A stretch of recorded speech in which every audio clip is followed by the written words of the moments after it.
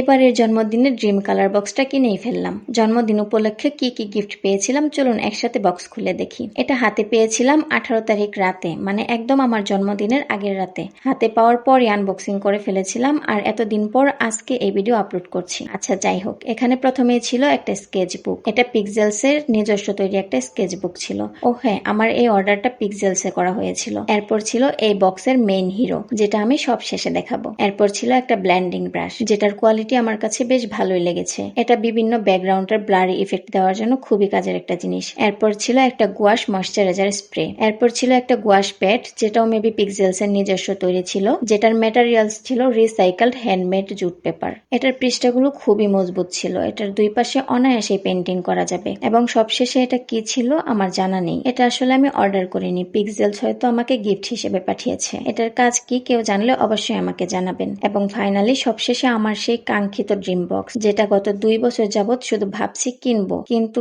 কিনবো করে কত কি কিনেছি, এটা আর কেনা হয়ে ওঠেনি। ফাইনালি এই জন্মদিনে হাতে পেয়ে গেলাম। ইচ্ছে ছিল সব থেকে বড় বক্সটা নেওয়ার, কিন্তু যেহেতু এটা আমার জন্য একেবারেই নতুন আর গুয়াশ কালারের এক্সট্রা কেয়ার না করলে নাকি ফাঙ্গাস ধরে যায়, সেই কথা ভেবেই এই ছোট সাইজটা নেওয়া। তো এটা আমি এখনই আনবক্স করব না, আলাদা আনবক্সিং একটা ভিডিও আমি পরে শেয়ার করব। সো এই পর্যন্তই। See you in the next video. Till then tata.